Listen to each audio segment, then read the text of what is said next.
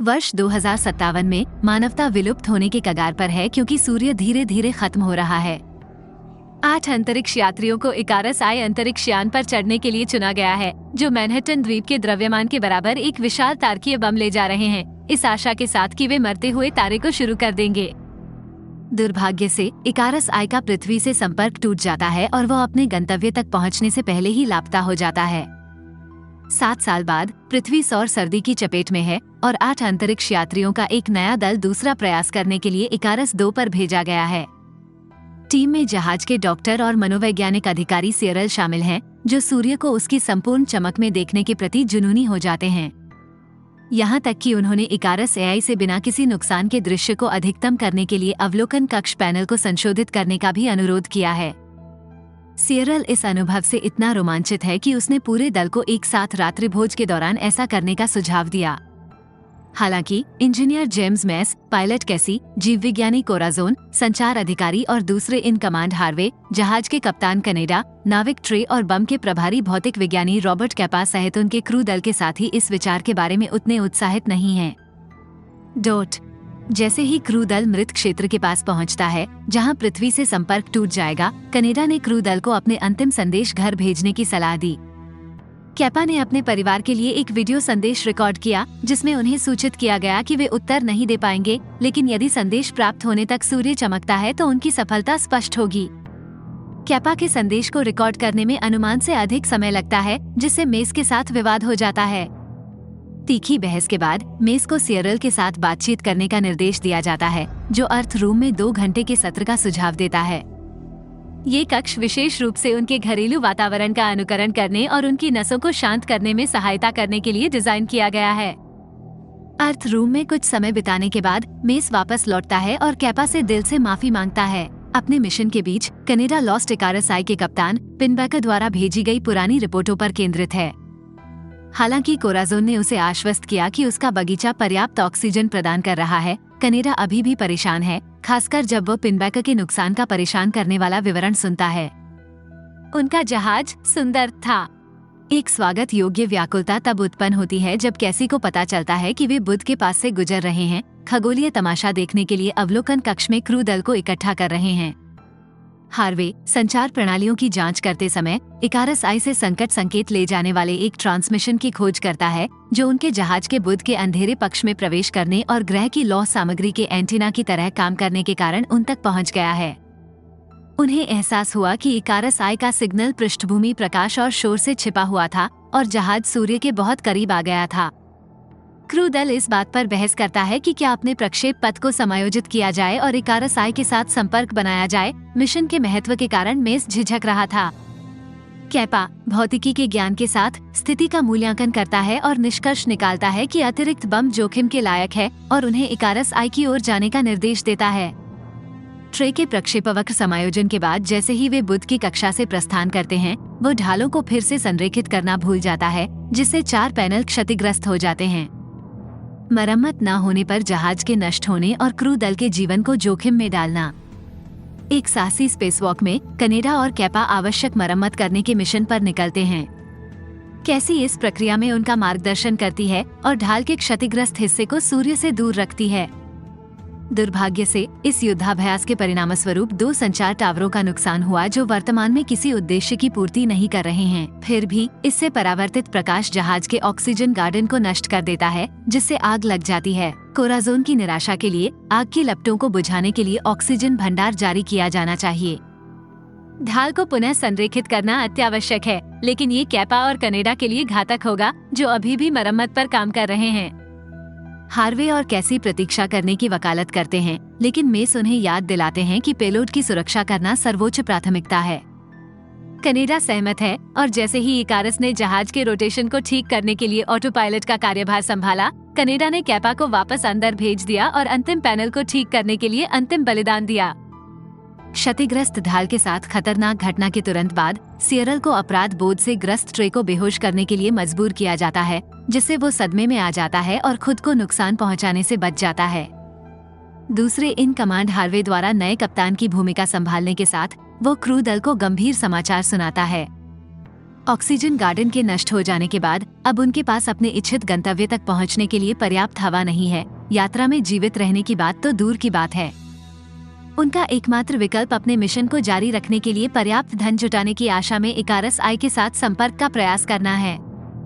एक बार जब क्रू दल अपने कार्यों में भाग लेने के लिए तितर बितर हो जाता है तो मेस, कोराज़ोन और कैसी के बीच एक निजी बातचीत होती है। कोराज़ोन ने खुलासा किया कि यदि 3 व्यक्तियों की बलि दी जाए तो उनका वर्तमान ऑक्सीजन स्तर पर्याप्त होगा। इसके बाद कैसी ने कैपा के साथ एक निजी पल साझा किया जिसमें उसने मौत के डर को स्वीकार किया, जबकि कैपा निडर बनी रही। इकारस 2 अंततः इकारस आई के साथ जुड़ जाता है, जिससे कैपा, सियरल, मेस और हार्वे को अन्वेषण के लिए परित्यक्त जहाज पर चढ़ने के लिए प्रेरित किया जाता है। गैर कार्यात्मक रोशनी और जहाज की धूल के भयानक संचय के बावजूद, जो संभवतः मानव त्वचा है, वे अधिक गहन खोज के लिए छोटे समूहों में विभाजित होने का विकल्प चुनते हैं। हार्वे अचानक बगीचे में पहुंच जाता है, जो 7 वर्षों से अनियंत्रित रूप से फल फूल रहा है, जिससे कोराज़ोन को काफी खुशी हुई। ट्रे दूसरे बम की परिचालन स्थिति की पुष्टि करता है, सियरल पानी और भोजन की उपलब्धता का आकलन करता है और मेस सुनिश्चित करता है कि उड़ान कंप्यूटर को छोड़कर सभी सिस्टम कार्यक्रम में हैं। जब मेस जहाज की फाइलों में गहराई से उतरता है तो गंभीर रूप से जले हुए पिनबैकर का एक भ्रामक संदेश बजता है, जिससे पता चलता है कि इकारस आई ने अपना मिशन छोड़ दिया था। मेस ने अपनी जांच जारी रखी और पाया कि मेनफ्रेम को जानबूझकर नुकसान पहुंचाया गया है, जिससे इकारस आई उड़ने लायक नहीं रह गया है। उनका चक्कर पूरी तरह से व्यर्थ प्रतीत होता है।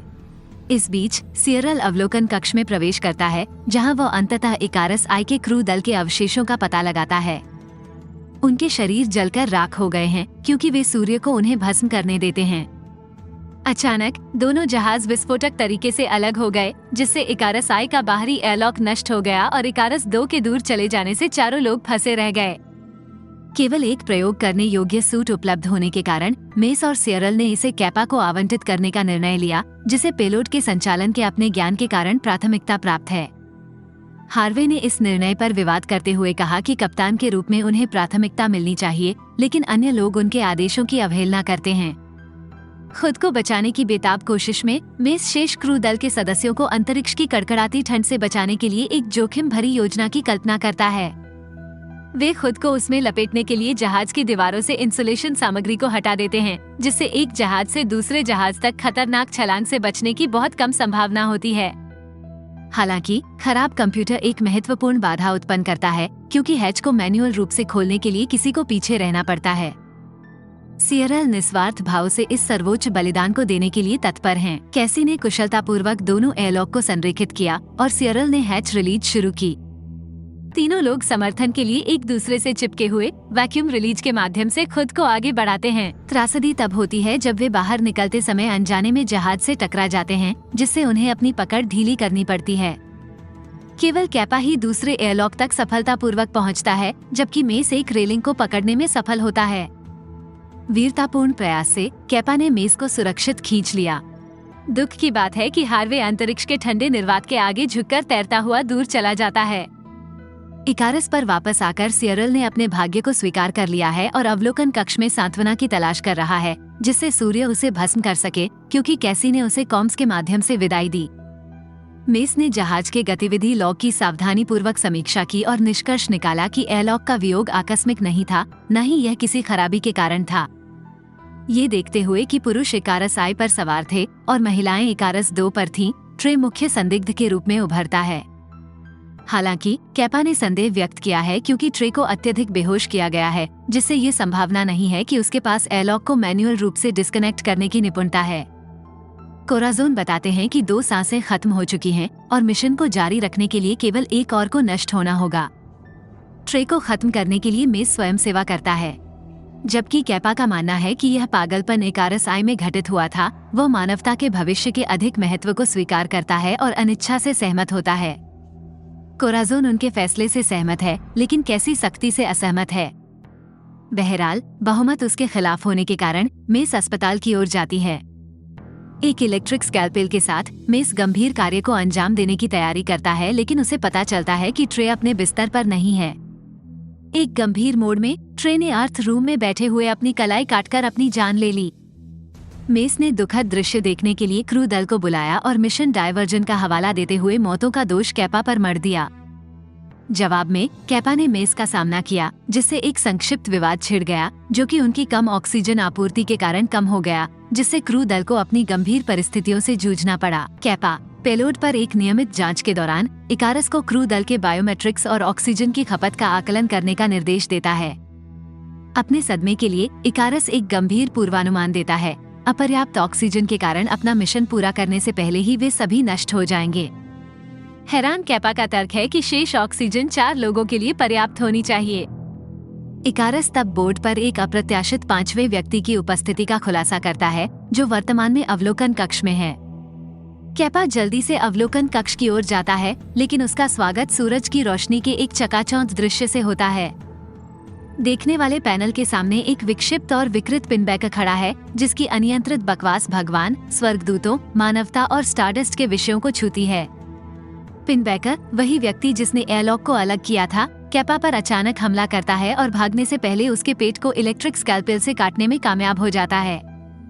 वह कैपा को मारने की कोशिश में इकारस को कमरे में पूरी धूप भरने का निर्देश देता है। हालांकि यह अपर्याप्त साबित होता है, जिससे पिनबैकर को पीछा करने के लिए प्रेरित किया जाता है, क्योंकि कैपा एक एयरलॉक में पीछे हट जाता है और अपने पीछे हैच को सील कर देता है। पिनबैकर मैन्युअल रूप से दरवाजा बंद कर देता है, कैपा को भागने से रोकता है और फिर शीतलक टैंक से पैनल हटाने के लिए आगे बढ़ता है, जिससे इकारस बंद हो जाता है। इस बीच कोराजोन अपने झुलसे हुए बगीचे को देखते हुए मलबे के बीच उगते हुए एक छोटे लचीले पौधे को देखती है। वह इस खोज को क्रू दल के साथ साझा करना चाहती है, लेकिन पिनबैकर उसे रोकता है और स्कैल्पेल से उस पर घातक वार करता है। एयरलॉक में कैपा अपने रक्तस्राव को रोकने की कोशिश करते हुए एक सूट में से एक बनियान पहनता है, केवल यह महसूस करने के लिए कि जब पूरा जहाज बिजली खो देता है तो वो दरवाजा फिर से नहीं खोल सकता है। कैसी जागती है और बिजली गुल होने को देखकर जांच करने के लिए टॉर्च लेकर बाहर निकलती है। जब उसका सामना पिनबैकर से होता है तो वो झट से पीछे हट जाती है। नियंत्रण कक्ष में मेस एक आपातकालीन बैटरी का उपयोग करके कंप्यूटर की कार्यक्षमता को पुनर्स्थापित करता है, लेकिन इकारस से कोई प्रतिक्रिया नहीं मिलती है। कैपा को सुरक्षा कैमरों में देखकर मेस ने उसे पिनबैकर की तोड़फोड़ के बारे में जानकारी प्रसारित करने के लिए सूट के हेलमेट पर कम्युनिकेटर का उपयोग करने की सलाह दी। कैपा की चेतावनी सुनकर मेस शीतलक टैंक की ओर दौड़ता है और लापता पैनलों को फिर से स्थापित करने के लिए खुद को बर्फीले पानी में डुबो देता है। वो ठीक समय पर बिजली बहाल करने में सफल हो जाता है। इससे कुछ ही क्षण पहले पिनबैकर ने कैसी को अर्थ रूम में घेर लिया, जो संभावित रूप से घातक टकराव के लिए तैयार था। जीवित रहने की बेताब कोशिश में कैसी का सामना पागल पिनबैकर से होता है, जो धुंधली रोशनी वाले माहौल में गलती से ट्रे को पकड़ लेता है। इस क्षणिक भ्रम का फायदा उठाते हुए कैसी ने उस स्कैल्पेल को छीन लिया, जिसे ट्रे ने पहले इस्तेमाल किया था, और भागने से पहले उसे पिनबैकर में डाल दिया। वह बम वाले कमरे में शरण लेती है। मेस, जिसका पैर शीतलक टैंक में फंसा हुआ है, कैपा के साथ संपर्क स्थापित करने में सफल होता है, जिससे पता चलता है कि वे कक्षा में हैं। हालांकि वो कंप्यूटर की कार्यक्षमता को बहाल करने के बारे में अनिश्चितता व्यक्त करता है और जहाज से पेलोड को अलग करने और मैन्युअल रूप से इसके विस्फोट को शुरू करने के अपने इरादे से अवगत कराता है। जैसे ही मेस ठंड के कारण दम तोड़ देता है, वह कैपा से मिशन को पूरा करने की विनती करता है।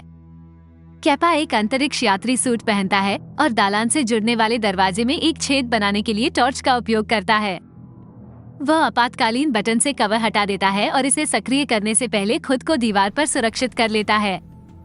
यह मुख्य हैच की अस्वीकृति को ट्रिगर करता है और धातु में छेद के साथ संयुक्त दबाव के कारण दालान का दरवाजा फट जाता है, जिससे कैपा को जहाज में वापस जाने की अनुमति मिल जाती है। मेस के जमे हुए शरीर की खोज करने के बाद वो पृथक्करण प्रक्रिया शुरू करते हुए नियंत्रण कक्ष की ओर बढ़ता है।